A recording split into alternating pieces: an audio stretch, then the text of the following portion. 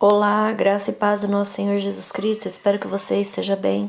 Você está no canal Levando Crianças a Jesus e este canal tem por objetivo edificar a vida dos nossos irmãos e levar o Evangelho até aqueles que não o conhecem. Irmãos, nós estamos na série Em Defesa da Fé. É um estudo bíblico, amém? E eu quero passar para vocês hoje um pouco sobre como identificar um religioso. E qual é o objetivo dessa parte do ensinamento? O objetivo não é que você identifique um religioso perto de você, mas é que você identifique se você tem sido ou não um religioso, tá certo? E isso também nos serve para fugirmos disso, né? Porque muitas das coisas que estão escritas na Bíblia são como um alerta de Jesus Cristo, para que a gente não se ache daquela maneira. Então, irmãos, eu quero começar hoje em João capítulo 5. Antes de iniciar a leitura, quero dizer aos irmãos que não viram, né? Este é o segundo vídeo da série. Se você não viu o primeiro, volte lá atrás. É bastante importante a primeira mensagem, amém? Então, João capítulo 5, nós sabemos que Jesus opera um milagre ali no tanque Betesda, né? Para quem não conhece, eu recomendo que seja feita a leitura. E esse milagre está descrito do versículo 1 até o versículo 15 no Evangelho de João, tá certo? E, irmãos, esse milagre que o Senhor Jesus Cristo fez foi muito polêmico. E a razão dessa polêmica está escrita no versículo 9, que diz assim: Logo aquele homem ficou são, e tomou a sua cama e partiu, e aquele dia era sábado. Eu vou ler também o versículo 14, que diz assim: Depois Jesus encontrou-o no templo e disse-lhe: Eis que já estás são. Não peques mais, para que não te suceda alguma coisa pior. Então vamos lá. Para quem não conhece aqui a história desse milagre, o Senhor Jesus Cristo foi até um tanque chamado Betesda. E nesse tanque acontecia lá de um anjo descer de certo em certo tempo e agitar a água. E quando essa água era agitada, o primeiro que entrasse nela seria curado. Só que existia um paralítico lá, né, com uma doença que prejudicava exatamente a mobilidade, e ele estava naquele lugar há 38 anos por conta disso, né? Ele não conseguia chegar ao tanque. E quando Jesus foi lá, conhecendo o fato daquele homem estar aprisionado naquele sistema angelical, naquele sistema, vamos dizer, maligno, né? Que aprisionava muitas pessoas, Jesus foi direto àquele homem que sofria há tanto tempo. Então, meus irmãos, o que o Senhor Jesus Cristo fez? Jesus foi lá, conversou com ele, perguntou se ele queria ser curado. O homem respondeu para Jesus: Olha, mas eu não tenho ninguém que me jogue na água quando a água é agitada. Então Jesus perguntou novamente: Você quer ser curado? E Jesus o curou. E quando Jesus o curou, Jesus então encontrou com ele novamente depois e disse para ele: Olha, não peques mais, porque a primeira enfermidade havia sido por conta do pecado. E se ele viesse a pecar novamente, o que aconteceria é que aquele homem teria uma enfermidade ainda pior, segundo as palavras de Jesus Cristo. Então, meus irmãos, o que nós vemos ali não foi apenas uma cura, mas foi também uma libertação. A libertação de um castigo, de uma maldição, né, trazida pelo pecado, e uma libertação também do poder das trevas, pois aquele homem estava sujeito àquele sistema, aprisionado àquele sistema, sem ter uma solução ali, sem encontrar uma solução. E então, O que o Senhor Jesus Cristo fez foi uma obra boa, é claro, né? Obra de libertação, nós sabemos que é um dos ministérios de Jesus, não é verdade? Mas vamos ler aqui os versículos 15 e 16 que diz assim: E aquele homem foi e anunciou aos judeus que Jesus era o que o curara. 16. E por esta causa, os judeus perseguiram a Jesus e procuravam matá-lo, porque fazia estas coisas no sábado. Então, meus irmãos, o que acontece aqui? Existia uma regra, né? Existia a lei do sábado, do descanso no sábado, e essa regra era colocada pelos religiosos acima do bem que se pudesse fazer para qualquer pessoa. E Jesus, então, vai lá e faz o bem para esse homem, né? Para essa pessoa. E os religiosos, então, querem perseguir Jesus porque eles colocam a regra acima de qualquer coisa, acima da libertação daquele homem. Eis aqui, meus irmãos, a diferença entre um religioso e um genuíno cristão. O cristão, meus irmãos, trabalha em prol da libertação das pessoas. Um cristão trabalha em prol do amor, né? Levando Cristo na vida das pessoas. E os religiosos, meus irmãos, estão só preocupados com as regras. Os religiosos estão preocupados com a cartilhinha a seguir. Porque, irmãos, hoje também existe uma cartilha. E eu não estou falando apenas daqueles que se preocupam com aparência. Isso também, né? Aqueles que se preocupam em, olha, a mulher deve vestir uma coisa assim, assim, assado, o homem deve vestir outra coisa, né? Eu não estou falando apenas disso, eu estou falando de todas as maneiras. Há religiosos também no meio dos templos que não são tão tradicionais quanto os mais antigos. Há pessoas que se preocupam muito mais com um conjuntinho de regras, isso pode, aquilo não pode, muito mais do que dão valor às vidas por quem Cristo morreu, por quem Cristo foi crucificado e ressuscitou. Então, irmãos, nós devemos observar isso e não agirmos dessa maneira. Nós devemos receber esse alerta, porque o que a palavra de Deus diz aqui é para nós, é para a igreja, é para que a igreja esteja de olhos abertos e não se torne como um religioso. Porque, irmãos, o que a palavra de Deus está nos ensinando é que a religiosidade afasta as pessoas de Jesus Cristo. A religião afasta as pessoas de Jesus Cristo. Seguir regras, meus irmãos, afastam as pessoas de ver quem Cristo é, de ver o que Cristo nos ensina. Veja, Cristo está nos ensinando nesta palavra sobre a libertação de uma pessoa que estava aprisionada há 38 anos. Se nós tivéssemos uma pessoa enferma perto de nós há 38 anos, o que nós pensaríamos? Nós pensaríamos que não haveria mais solução para a enfermidade daquela pessoa. Mas Cristo aqui está mostrando que sim. Jesus aqui faz uma obra de libertação e nós precisamos agir desta maneira, nós precisamos orar, independente de quantos anos a pessoa está enferma, nós precisamos ir lá orar, expulsar os demônios, nós precisamos agir com também um ministério de libertação, como nosso Senhor fez e nos chamou a seguirmos os seus passos. Então, irmãos, vamos ler agora os versículos 17 até o 19, depois que nós enxergamos aqui a clara diferença entre Jesus e os religiosos, que também é a diferença entre os cristãos genuínos e os religiosos.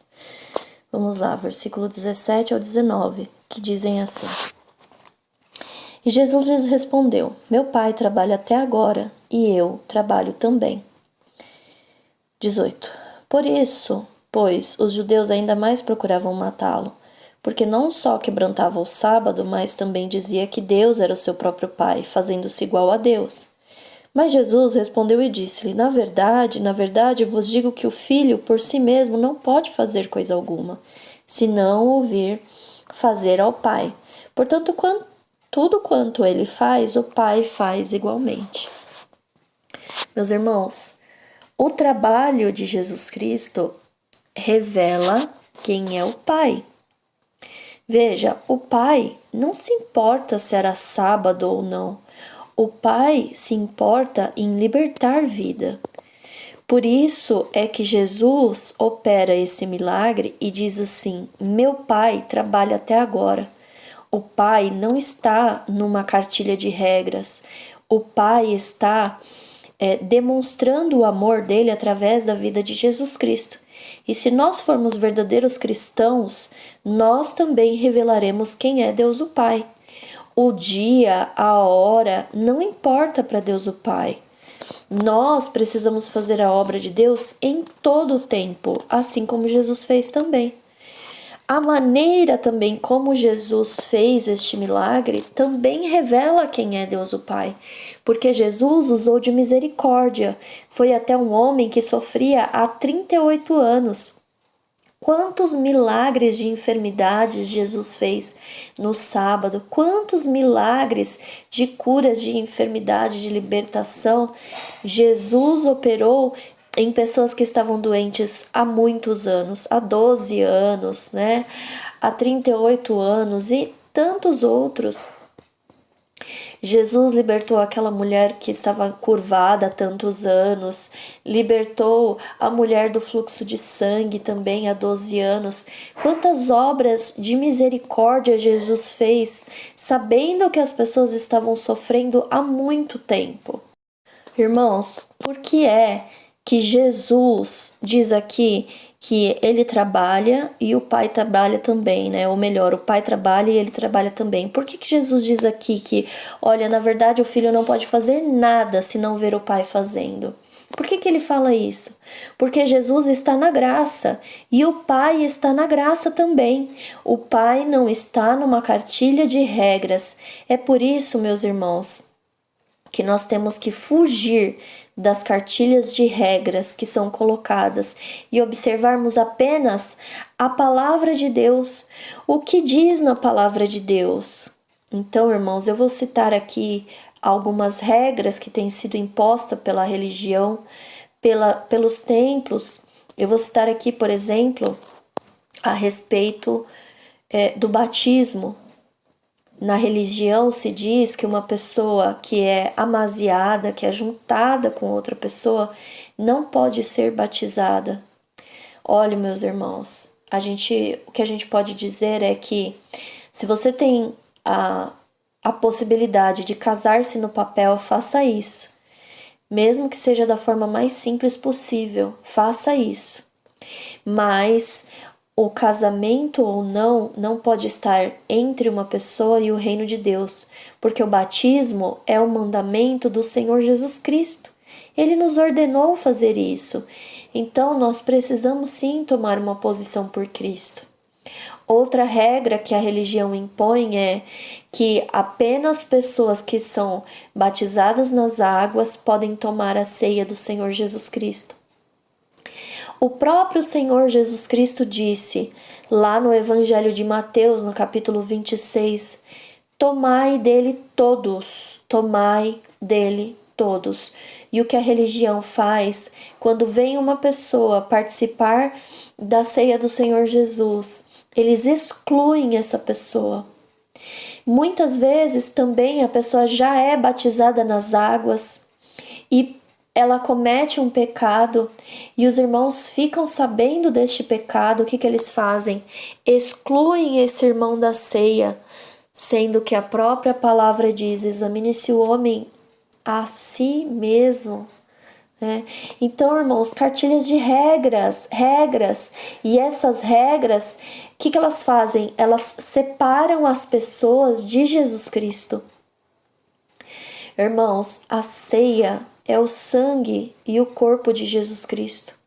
Se a pessoa já se acertou com Deus, se ela já se arrependeu, se ela já pediu perdão a Cristo, se ela já pediu perdão à pessoa a quem ela ofendeu, qual é o problema daquela pessoa tomar a ceia?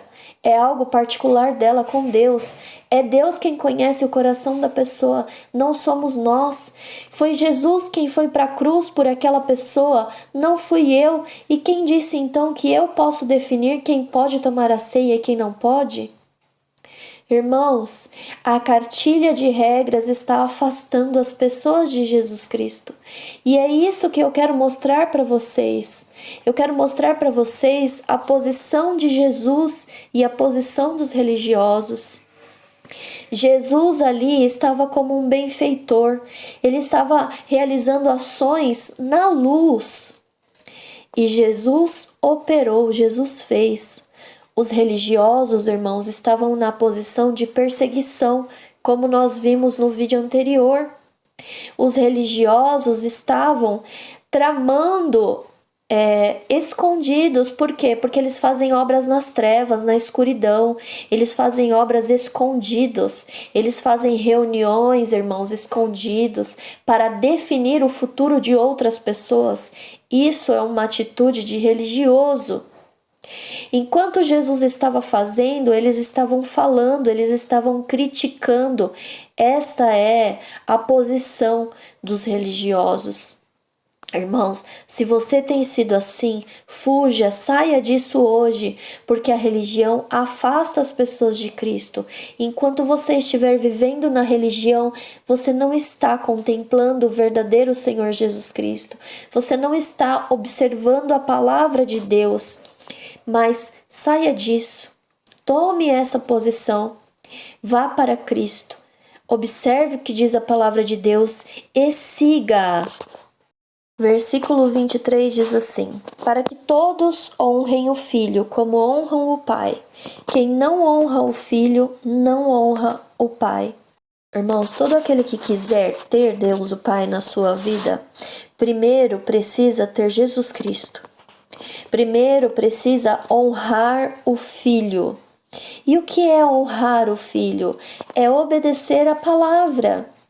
Vamos ver agora o versículo 24, que diz assim: na verdade vos digo que quem ouve a minha palavra e crê naquele que me enviou tem a vida eterna e não entrará em condenação, mas passou da morte para a vida.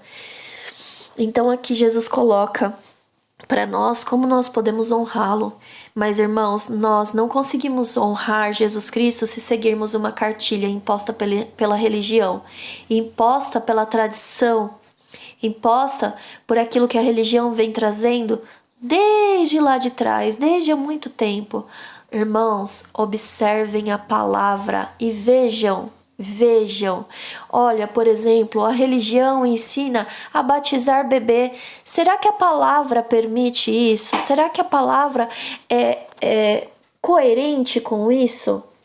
Será que a palavra não nos ensina que o batismo é feito quando há uma consciência de pecado? Será que a palavra não nos ensina que o batismo é necessário quando há arrependimento de pecado? Será que não é isso que a palavra nos ensina? Então, por que então que as pessoas batizam criancinhas, bebezinhos? Porque não estão observando Jesus Cristo, porque não estão observando a palavra. O Senhor Jesus Cristo mesmo passou pelas águas do batismo, tinha 30 anos. Isso é o que a religião faz com a mente das pessoas. A religião afasta as pessoas de Cristo. Se um bebezinho é batizado, qual é o pecado que ele tem para ser lavado? Ele ainda não cometeu nenhum pecado. E não adianta a religião dizer que aquele bebê é um pagão ou isso ou aquilo, porque isso também não está na palavra de Deus. Nós precisamos conhecer a palavra de Deus. Precisamos obedecer a palavra de Deus para que possamos honrar Jesus Cristo e ter Deus o Pai. É assim que Jesus tem nos ensinado através da palavra dele. Então, irmãos, se você quiser ser um verdadeiro cristão, um cristão genuíno, você precisa conhecer a palavra de Deus para que a religião não imponha sobre você um livrinho de regras, uma cartilha de regras como era na lei de Moisés. Amém, irmãos? Porque esses homens aqui que perseguiram Jesus eram seguidores da lei de Moisés. E eles eram tão maus, mas tão maus, o coração deles era cheio de podridão. Por isso é que eles perseguiram, tramaram e mataram o nosso Senhor Jesus Cristo. Tá certo? Eles tramaram contra o nosso Senhor Jesus Cristo e mataram-no.